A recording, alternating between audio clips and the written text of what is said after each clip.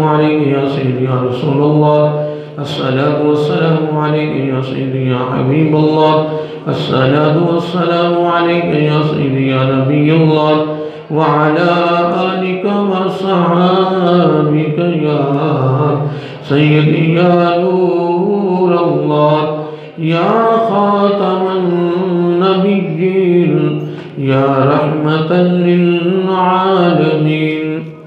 میرے ساتھ مل کر دو شعر ساتھ قصیدہ بردہ شریف کوئی.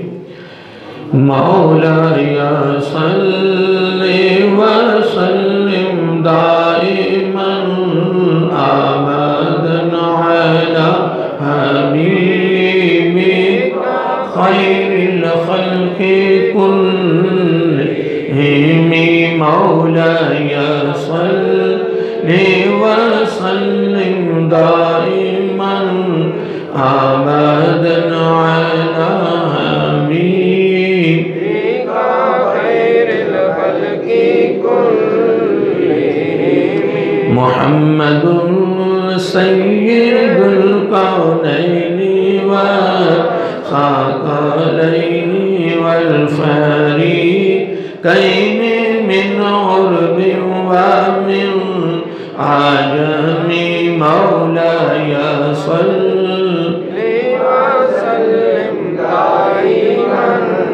ابدا على حبيبك خير الخلق كلهم. هو الحبيب الذي ترجى شفاعته لكل هول من الاحوال مقتحم. مولاي دائما ابدا على حبيبك خير الخلق كلهم. ثم الرضا عن ابي بكر وعن عمر وعن علي وعن عثمان الكرم. مولاي صل وسلم دائما ابدا على حبيبك خير الخلق كلهم. نہایتی بڑے تمام محترم مکرم معزز سامعین حضرات اور عزیزان گرامی قدر، اللہ رب العزت کی حمد و ثنا اور حضور نبی کریم صلی اللہ علیہ وآلہ وسلم بارگاہ عالیہ مقدسہ میں نذرانہ درود و سلام. اللہ رب العزت کا بے حد شکر ہے اس نے ہم سب کو اپنے پیارے محبوب علیہ السلام کی امت میں پیدا فرمایا، اور خالق کائنات کا ہمارے پر بہت بڑا احسان ہے.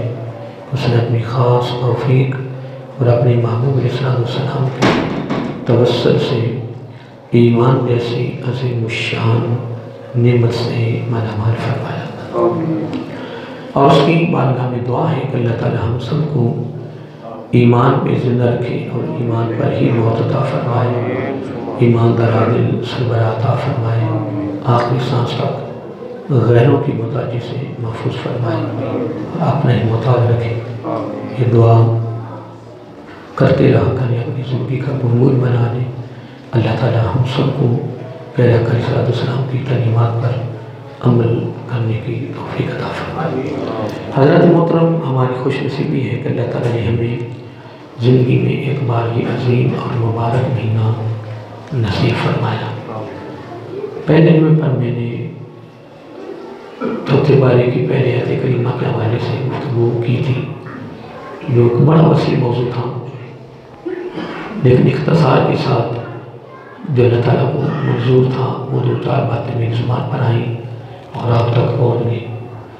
اور گزشتہ جمعہ پر پھر میں نے شکر کے حوالے سے گفتگو کی تھی، اس کی بھی چند ایک باتیں قرآن سنت کی تعلیمات کے حوالے سے آپ تک پیغام کے اوپر پہنچی، ہم دونوں گھروں نے ان کو سماعت کیا۔ اللہ تعالیٰ ہمیں اس پر عمل پیدا ہونے والا بنائے۔ اور آج کی جو گفتگو ہے، میں نے زندگی میں یہ پہلی مرتبہ میں ناغہ کر رہا ہوں، میں نے زندگی میں کبھی ناغہ نہیں ہونے دیا۔ غزوہ بدر کے حوالے سے ہر سال ایک جمعے پر میرا خطبہ لازمی ہوتا ہے کہ غزوہ بدر کی یاد دہانی ہو جاتی ہے، یاد جن بندہ کو کر لیتا ہے وہ تو ان کا ذکر ہو جاتا ہے، کیونکہ غزوہ بدر کے صحابہ کرام کے ساتھ اللہ تعالیٰ کو بڑی محبت ہے، بہت محبت ہے، جتنے بھی کہنے۔ آخر میں ایک حدیث کوٹ کریں گے انشاءاللہ ان کے حوالے سے۔ صلاۃ التراویح میں سورۃ نمل تلاوت ہو رہی تھی، بس اس وقت میرا کوئی موضوع بدل گیا۔ میں نے ارادہ کیا کہ صبح انشاءاللہ اس موضوع کی مناسبت سے ایک دو چار باتیں آپ کی گوشوار کریں گے۔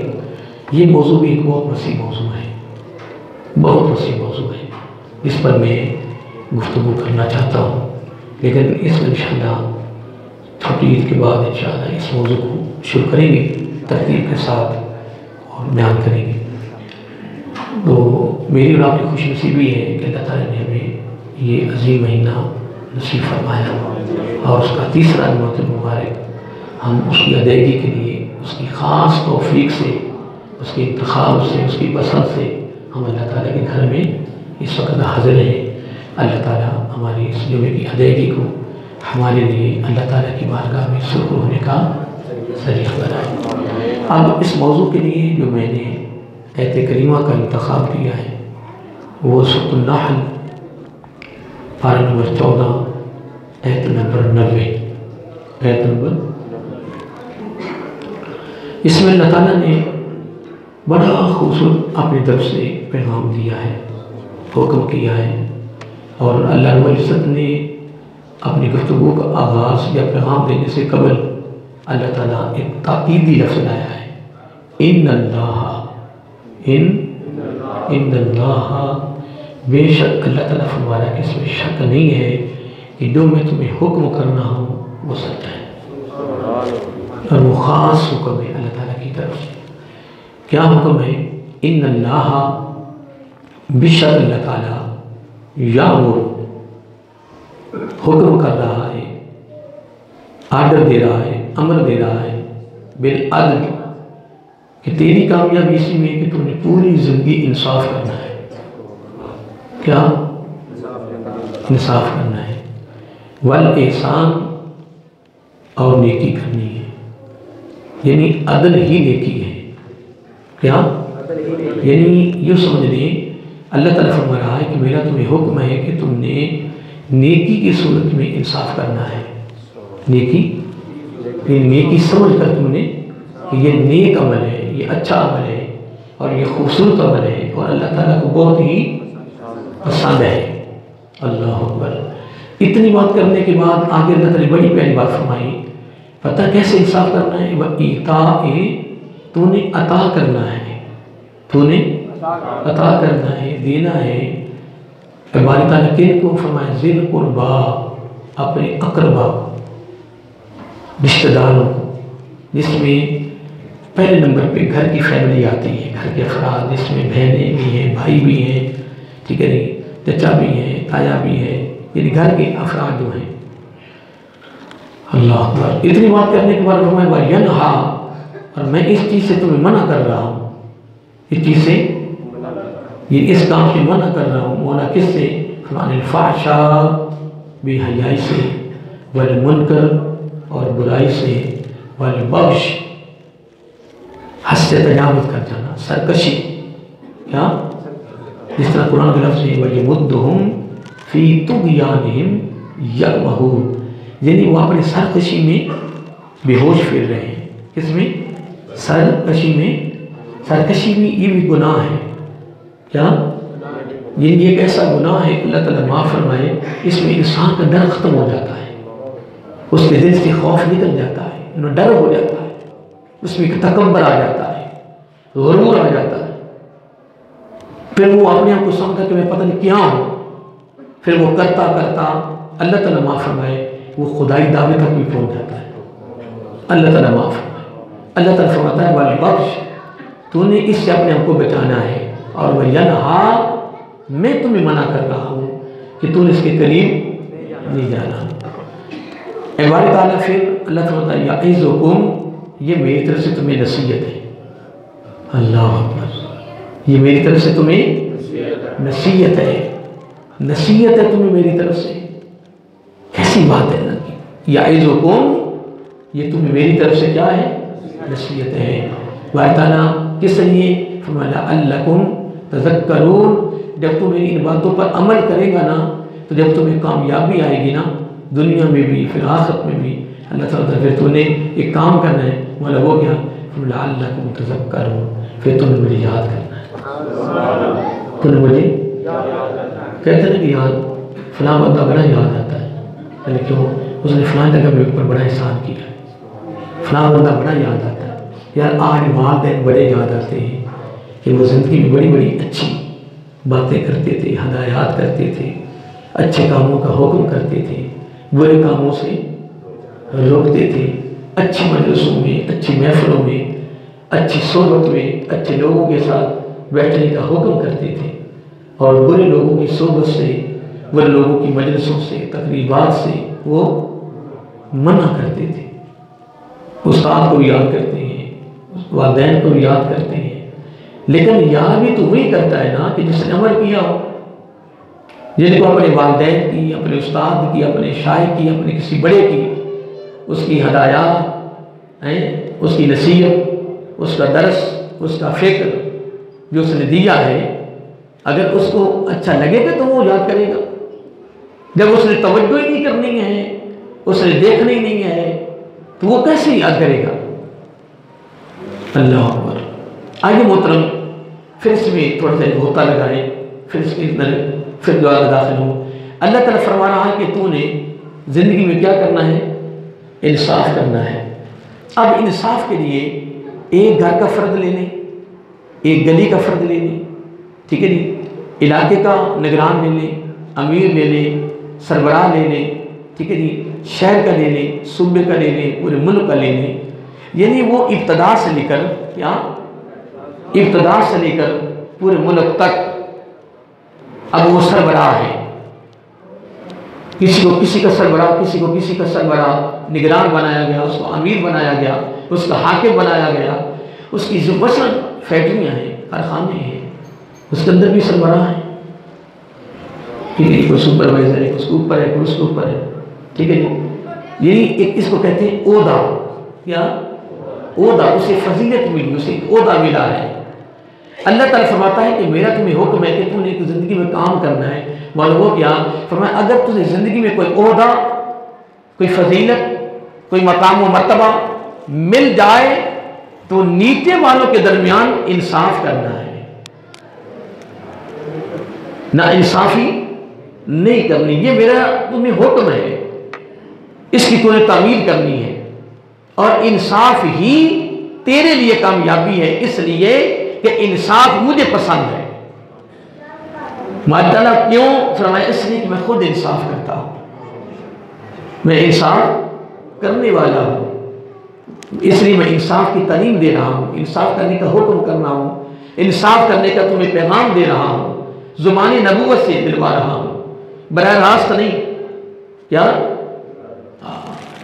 میرا واسطہ نہیں، بالواسطہ نہیں، کسی کے وسیلہ سے، کسی کے ذریعہ سے، وہ نبیوں کی زبانیں ہیں، آگے پھر تابعین ہیں، صحابہ کرام ہیں، تابعین ہیں، تبع تابعین ہیں، پھر آقا علیہ السلام کی امت کے اہل علم ہیں، پھر ان اہل علم کی صورت میں اللہ تعالیٰ یہ قیامت تک پیغام بولیے دلواتا رہے گا۔ اللہ تعالیٰ فرما رہا ہے کہ تو نے اپنی زندگی میں بے انصافی نہیں کرنی، تو نے اپنے عہدے کا ناجائز استعمال نہیں کرنا۔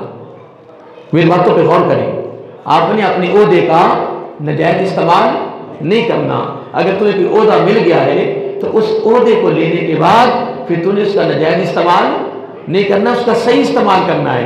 جو تیری ذمہ داری اس عہدہ کے اندر، اس نوکری میں، اس ذمہ داری میں جو تیرے لوازمات ہیں، تو نے بالعدل اس کو انصاف کے ساتھ استعمال کرنی ہے۔ اس عہدہ کو کس کے ساتھ؟ انصاف کے ساتھ استعمال کرنا ہے، اس لیے کہ انصاف میری مخلوق کے درمیان جو کرے گا وہ مجھے پسند ہے، وہ مجھے پسند ہے۔ اور انصاف کیا ہے؟ اب اگر جملہ سننے والا ہے، فرمایا انصاف تو نے نیکی کرنی ہے، ملکن کے ساتھ فرمایا ایتاء ذی القربی، تو نے خرچ کرنے سے قبل تو یہ دیکھنا ہے کہ گھر والوں کا حال کیا ہے، کیا گھر والوں کا حال کیا ہے۔ اور میں نے متعدد بار، کثیر بار یہ میں نے بات کی ہے کہ گھر والے بھوکے مر رہے ہوتے ہیں، گھر والے رو رہے ہوتے ہیں، گھر والوں کے حالات بڑے سنگین ہوتے ہیں، اور باہر تو جناب اتنا خرچ کر رہا ہے، اتنا لٹا رہا ہے، کیا یہ تیرا خرچ کرنا شوبازی ہے؟ کیا یہ تیرا خرچ کرنا کیا نمود و نمائش پر مبنی ہے؟ کیا دکھلاوے پر ہے، ریاکاری پر مبنی ہے؟ کیا تو تکبر پر ہے؟ کیا تو اپنی مہم میں ہے؟ اللہ تعالیٰ فرماتا ہے یہ مجھے پسند نہیں ہے۔ اللہ تعالیٰ فرماتا ہے کہ وَإِيتَاءِ ذِي الْقُرْبَىٰ، مجھے تو یہ پسند ہے کہ پہلے گھر والوں کو دیکھیں، اگر وہ ضرورت مند ہیں تو پہلے گھر والوں پہ خرچ کریں، یہ مجھے پسند ہے، یہ مجھے پسند ہے۔ گھر والے جو ہیں وہ تنگ ہیں، وہ پریشان ہیں، اور بار پر وہ کیا خوش کر رہا ہے۔ جس طرح میں نے یہ بھی بات کی ہوئی ہے کہ اگر تیرے پاس 15 20 100 تیرے پاس ملازمین ہیں، نوکر ہیں، تیرے خادم ہیں، وہ تجھے کما کے دے دیں گے، تو تنخواہ دے رہا ہے، لیکن ان پر سختی ہو رہی ہے، ان کے پر سختی ہو رہی ہے، ان کی تنخواہیں کاٹی جا رہی ہیں، بڑی سختی ہو رہی ہے۔ پھر پتہ بھی ان کی تنخواہیں بھی محدود ہیں، بڑے گزارے مشکل ہیں، ان کے حالات بہتر نہیں ہیں، پھر وہ ٹرکوں کے ٹرک مار سامان کا لٹا رہا ہے۔ شریعت یہ پسند نہیں کر رہی، شریعت کہتی نہیں، پہلے ان کو دے جو تیرے ماتحت ہیں، جو تیرے محکوم ہیں، تو ان کا حاکم ہے، وہ تیرے محکوم ہیں، وہ تیرے ماتحت ہیں، پہلے ان کو دے۔ وہ مریدوں کی صورت میں ہے، کیا اب ایک پیر صاحب ہیں، ان کو پتا ہے کہ میرے مریدوں میں بے شمار غریب ہیں، کیا بے شمار غریب ہیں، پھر بھی وہ کہہ رہے مجھے لا کے دو۔ پیر صاحب ماشاءاللہ باحثیت ہیں، ٹھیک ٹھاک ہے ماشاءاللہ، لیکن پھر وہ کہہ رہے جی میری طرف لاؤ۔ کیا پیر کو نہیں اجازت، پیر کو آرڈر نہیں ہے کہ وہ اپنے مریدوں پہ خرچ کرے، اور مریدوں میں سے تلاش کرے کہ میرے مریدوں میں، میرے عقیدت مندوں میں، میرے ادب کرنے والے، میرے ہاتھ چومنے والے، میری تعظیم کرنے والے فلاں فلاں غریب ہے۔ کمال تو یہ ہے، اور اصل میں پیر بھی وہی ہے، خدا کی عزت کی قسم، اٹھاؤ میرے آقا کے گھر والوں کو، اٹھاؤ اہل بیت کو، اٹھاؤ امام حسن امام حسین کو، آئے ہے اللہ اکبر رضی اللہ تعالیٰ حضرت امام حسن رضی اللہ تعالیٰ عنہ کی۔ اصل میں یہ میرا موضوع نہیں ہے، موضوع میرا کوئی اور ہے، میں ادھر جانا چاہتا، ابھی چلتا ہوں ادھر، موضوع میرا کوئی اور ہے میرا۔ اللہ اکبر، امام حسن رضی اللہ تعالیٰ عنہ کے پاس کوئی طلب کرنے آیا، کوئی سائل آیا، تو اندر گئے، تقریباً کوئی 400 کے قریب یا 300 جتنی رقم تھی ساری اٹھا کے اس کو دی۔ اس نے 50 مانگا یا 100 مانگا، اس کی جو طلب تھی، اس کی جو ضرورت تھی وہ 100 تھی، جو میں نے پڑھا ہے۔ تو جب وہ لے کے چلا گیا، جب اس کو دیا تو کی ساتھی بول اٹھے کہ امام صاحب اس نے تو اتنا سوال کیا ہے 50 کا یا 100 کا، اور آپ نے اتنی رقم اس کو زیادہ دے دی ہے، وافر مقدار میں رقم اس کو دے دی ہے، قربان جائیں۔ حضرت امام حسن رضی اللہ تعالیٰ عنہ ان سے مخاطب نہیں ہوئے، کیا بولیے، ان سے مخاطب نہیں ہوئے، عوام کا جواب نہیں دیا، توجہ ہی نہیں کی ہے کہ عوام نے کیا کہا ہے، میری مجلس میں، میری محفل میں بیٹھنے والوں نے مجھے کیا کہا ہے، ان کی توجہ نہیں کی ہے۔ اس سے پھر مخاطب ہوئے، کہنے کہ یار رقم تھی اتنی، کیا رقم تھی اتنی، پھر کبھی کبھار آنا، پھر بتاؤں گا کہ اللہ کے محبوب کے نواسے کی خیرات کیا ہے اور سخاوت کیا ہے، پھر تمہیں بتاؤں گا کہ امام حسن رضی اللہ تعالیٰ کی سخاوت کیا ہے۔ آج رقم اتنی تھی، جتنی تھی ساری اٹھا کے آپ کو دے دی، ساری اٹھا کے آپ کو دے دی ہے۔ خدا کی عزت کی قسم، کیا امام حسن سے بڑا بھی کوئی پیر ہے؟ کیا میرے آقا علیہ السلام کے چھوٹے شہزادے امام حسین رضی اللہ تعالیٰ بڑے کوئی پیر ہیں؟ پھر آگے اہل بیت کے جو سیدادے ہیں، شہزادے ہیں۔ کمال یہ نہیں ہے، کمال یہ نہیں ہے کہ اگر تمہیں رب نے عہدہ دیا ہے، فضیلت دی ہے، رقم دی ہے، جائیداد دی ہے، مال دیا ہے، تو پھر اگر تیرے نیچے کچھ لوگ ہیں تو پہلے ان کو دیکھ، وَإِيتَاءِ ذِي الْقُرْبَىٰ، قربا میں متحد آتے ہیں جو تیرے محکوم ہیں، پہلے ان کو دیکھ۔ رب کہتا ہے یہی تیرا انصاف ہے اور یہی مجھے پسند ہے، یہی مجھے پسند ہے۔ اور اللہ تعالیٰ فرماتا ہے کہ اس چیز سے میں روک رہا ہوں کیونکہ اگر اس کی تو مخالفت کرے گا تو یہ گناہ ہے، اس کی مخالفت کرے گا تو یہ گناہ ہے، عدل کرے گا تو نیکی ہے۔ نیکی کیا ہے؟ وَإِيتَاءِ ذِي الْقُرْبَىٰ، میری بات پہ غور نہیں کرو۔ عدل کیا ہے؟ انصاف کیا ہے؟ نیکی۔ اور نیکی کیا ہے؟ اس کی مثال دی، وَإِيتَاءِ ذِي الْقُرْبَىٰ، گھر والوں پہ پہلے نمبر پہ خرچ کرنا، ان کی ضروریات کو پورا کرنا، یہ نیکی ہے، اور نیکی ہی عدل ہے۔ اللہ فرماتا ہے وَيَنْهَا، میں روک رہا ہوں، میں منع کر رہا ہوں اس چیز سے۔ باری تعالیٰ کس سے؟ فرمایا برائیوں سے۔ مولا کیا کیا برائی ہے؟ فرمایا فحشا والمنکر والبغش، یہ تین برائیاں ہیں، ایک کو برائی میں، ایک کو بے حیائی میں، اور ایک کو حد سے تجاوز کرنے کو، سرکشی کو۔ تین جملے رب نے بیان کیے ہیں۔ فرمایا اس سے رک جا، اس سے رک جا۔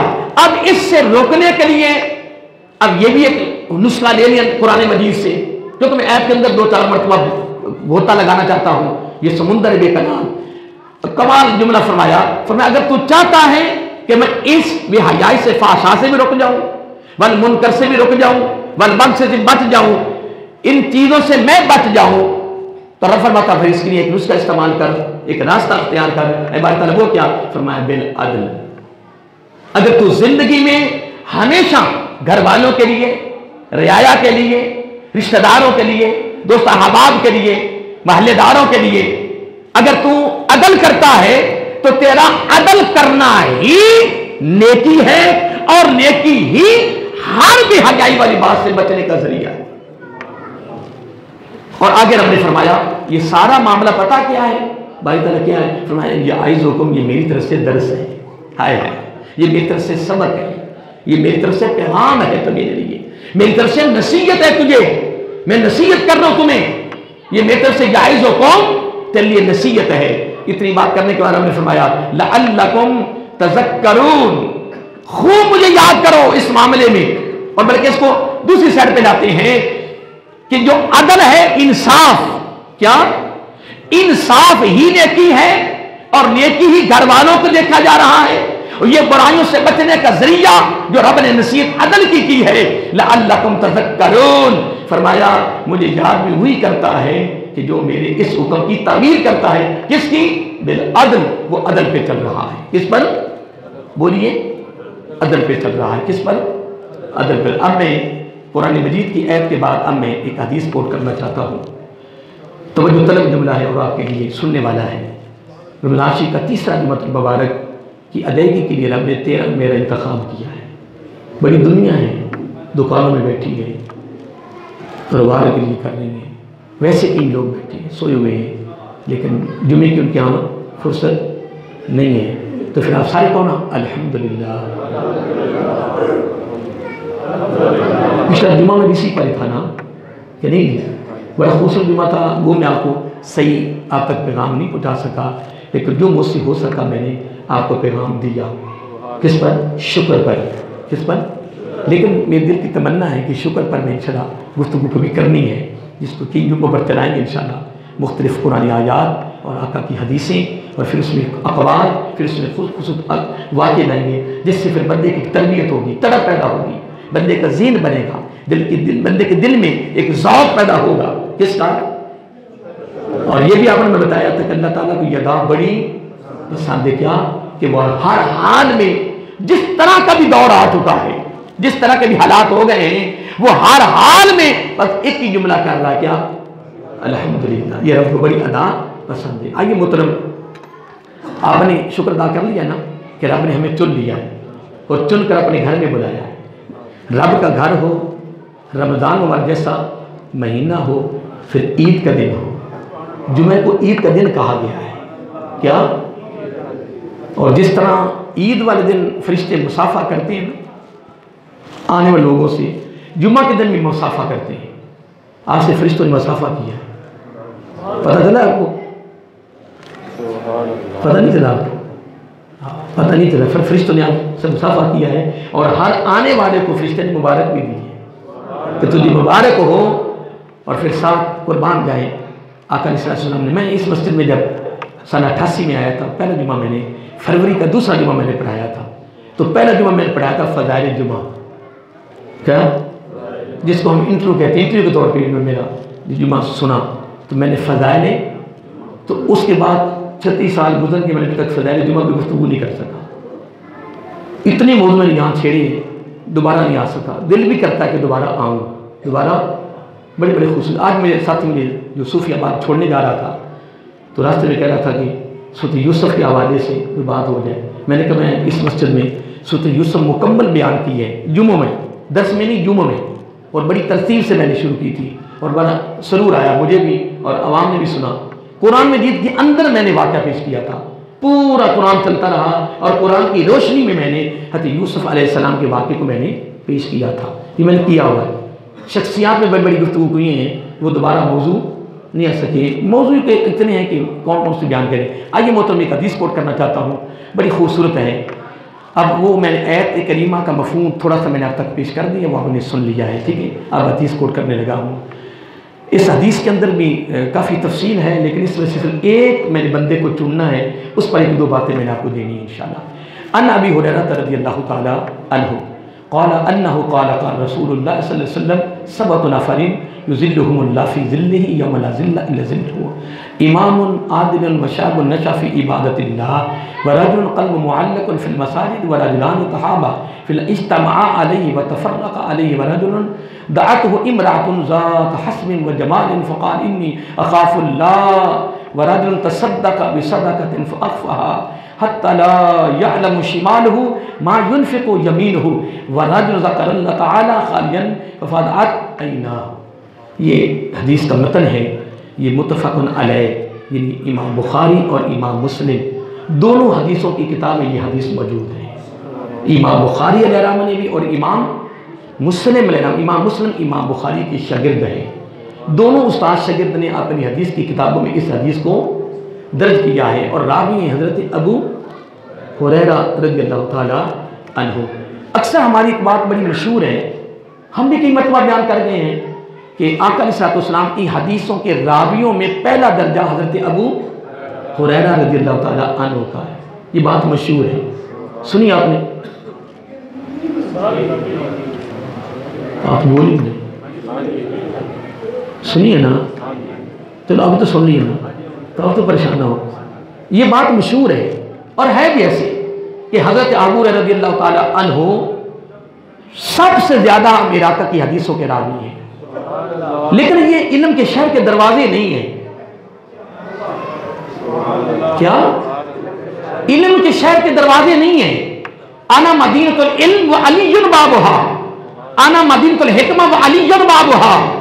اب جو علم کے شہر کے دروازے ہوں ان سے حدیث سے کم روایت ہوں، اور حضرت ابو ہریرہ رضی اللہ تعالیٰ عنہ سے کوئی انکار نہیں ہے، لیکن خدا کی عزت کی قسم حضرت علی رضی اللہ تعالیٰ عنہ کا کبھی مطالعہ کریں، حضرت ابو ہریرہ کی روایت کرتا حدیثوں سے کئی ہزاروں زیادہ حدیثوں کے راوی ہیں۔ پہلا درجہ حضرت علی رضی اللہ تعالیٰ عنہ حدیثوں کے روایت کرنے، جو علم کے شہر کے دروازے ہیں، جو علم کے شہر کے، یہ ایک علیحدہ گفتگو ہے، وہ تک میں نے ضمن بات کی ہے نا کہ نہیں، ویسے بھی ایک بڑا علیحدہ موضوع ہے، اس پر بھی انشاءاللہ گفتگو کر دیں گے انشاءاللہ، زندگی رہی تو ٹھیک ہے، یاد رہے گا انشاءاللہ۔ آئیے حدیث کا متن میں نے بیان کیا ہے، اب اس کا مفہوم سن لیں۔ حضرت ابو ہریرہ رضی اللہ تعالیٰ عنہ فرماتے ہیں، آقا علیہ السلام کا فرمان علی شان آپ ارشاد کرتے ہیں، بیان کرتے ہیں کہ سبعۃ نفر یظلھم اللہ فی ظلہ۔ آقا علیہ السلام نے فرمایا میری امت میں سے 7 شخص، کتنے؟ سبعۃ نفر، نفر کہتے ہیں بندے کو، انسان کو۔ 7 شخص میری امت میں سے، 7 کتنے شخص میری امت میں سے قیامت کے دن اللہ تعالیٰ کے عرش کے سائے کے نیچے ہوں گے۔ آگے فرمایا یوم لا ظل، اس دن کوئی سایہ نہیں ہوگا مگر الا ظلہ، مگر اللہ تعالیٰ کے عرش کا سایہ ہوگا، اللہ تعالیٰ کے عرش کا سایہ ہوگا۔ تو آقا علیہ السلام کی امت میں سے کتنے شخص؟ آپ بھی تیار ہیں؟ रमज़ान शरीफ का तीसरा जुमा हो, आप सुन रहे हैं, मैं सुना रहा हूँ, आकल साहब का फरमाने निशान हो। आयत मैंने 90 सूरत नाहल की आयत नंबर 90 का मैंने हवाला दे लिया है, ठीक है जी। अब मैं हदीस कोट कर रहा हूँ, क़यामत को कितने शख्स अल्लाह के अर्श के साए में होंगे? 7। अब यहाँ एक मैं बात करता जाऊँ, 3 मरतबा जी मैंने बात की है लेकिन दोहरा रहा हूँ। आका अलैहिस्सलाम ने फरमाया क़यामत के दिन जिसको रब ने ये कह दिया, फरमा दिया कि तेरा हिसाब है, तो इससे बड़ा अजाब ही नहीं है। अल्लाह ताला माफ़ करे, अल्लाह ताला माफ़ करे। जिसको रब ने कह दिया ना, फरमा दिया कि तेरा हिसाब है, तो इससे बड़ा, क्योंकि रब को कोई हिसाब नहीं दे सकता। खलवत है, तन्हाई है, ठीक है जी। जब भी अपने खलवत में जाना है, तन्हाई में जाना है, और कभी कभार खलवत अख्तियार कर निकलो ना। अगर खलवत ना मिले तो मस्जिद में आ जाओ, मस्जिद में बत्ती बंद करके किसी कोने में बैठ जाओ। अगर घर में कमरे थोड़े हैं, घर में अगर खलवत नहीं मिल रही ना, तो कभी कभार इबादत करने वालों को कह रहा हूँ, बाकी की बात मैं नहीं कर रहा, बाकी तो अल्लाह वाले हैं सारे बख्शी में, उसके बारे में क्या कह सकता हूँ। मैं कहता हूँ जो बड़े पक्के नमाजी हैं, रोजेदार हैं, इबादत और रियासत में बहुत ज्यादा मसरूफ रहते हैं, मैं कहता हूँ कि कहीं तकब्बर ना आ जाए ना, इबादत करते करते कहीं मैं ना आ जाए। उनके लिए बेहतरीन इलाज, बेहतरीन जरिया रब को राजी करने के लिए है कि वो कभी खलवत तन्हाई में जाएं और जाकर खलवत तन्हाई में के मौला जी भर के नेकी करके फिर कहे, ऐ बारी ताला मेरे दामन में तो कुछ नहीं है, तेरे में तो कुछ किए ही नहीं है, तेरी रज़ा के लिए तो मैंने कुछ किए नहीं, मेरे दामन में कुछ नहीं है, मैं तो फकत तेरी रहमत का उम्मीदवार, तेरी रहमत का। तो आका अलैहिस्सलाम ने फरमाया ये अमल रब की बारगाह में बंदे को महबूब बना देता है। रब उसका मुहिब हो जाता है और वो रब का महबूब बन जाता है। रब उसका तालिब हो जाता है, वो रब का मतलूब हो जाता है। रब उसका आशिक होता है, वो उसका मशूक बन जाता है। रब उसका मुंतज़िर होता है, वो रब का मुंतज़र बन जाता है। रब इंतजार करता है, मेरे बंदे बता तो सही तेरी रजा क्या है। फिर उस मकाम पे पहुंचता है मोहतरम। इबादत करके कहीं फख्र ना कर बैठना, कहीं तकब्बर ना कर बैठना कि मैं ये हूं, मैं वो हूं, मैं बड़ी बातों रियाजत करना हूं। नहीं दोस्त, रमज़ान के तीसरे जुमा पर ये पैगाम है तेरे लिए, मेरे लिए ये फौर बेहतरीन मैसेज है, पैगाम है, दर्स है, फिक्र है, दर्द है, और तेरे मेरे लिए खसूसी तालीम है। और ये अमल करना नबी की सुन्नत भी है, ये इमामों की सुन्नत है, ये इमामों की सुन्नत है, मेरे आका की आल के शहजादों की सुन्नत है, फुकहा की सुन्नत है, सहाबा की सुन्नत है। अगर इस पर मैं एक अदना सा तालिब इल्म इस मौजू में गुफ्तगू करूं तो फिर इसमें आका अलैहिस्सलाम की जिंदगी, सहाबा के में से चंद एक सहाबा कराम को सामने लाए, काबिल को क़यामत आ जाएगी अगर हम फकत आका अलैहिस्सलाम, अंबिया, सहाबा, ताबीन, तबा ताबीन, अइम्मा फुक़हा और अइम्मा मुज्तहिदीन, मुहद्दिसीन, मुफस्सिरीन, फ़क़हा, औलिया, सूफिया कराम, अगर इनको फकत इस कटोरे में खड़ा कर दें इन खलवत और तन्हाई वाले अमल में, तो क़यामत आ सकती है, इनके वाक़यात मुकम्मल नहीं हो सकती है। ये हाई लेवल के इबादत गुजार थे, हाई लेवल के आबिद थे, लेकिन हर वक्त खलवत तन्हाई में रोते थे, रो रो कर कहते मौला वमताज़ुल यौम अय्युहल मुजरिमून, मौला कि ऐसा ना हो कि हमें मुजरिमों के सामने खड़ा कर दो। और अल्लाह ताला फरमाता है वमताज़ुल यौम अय्युहल मुजरिमून, मुजरिमों आज नेकों की सफ़ों में, नेकों बंदों की सफ़ों में से निकल जाओ, अलहदा हो जाओ। बारी ताला के ऐसा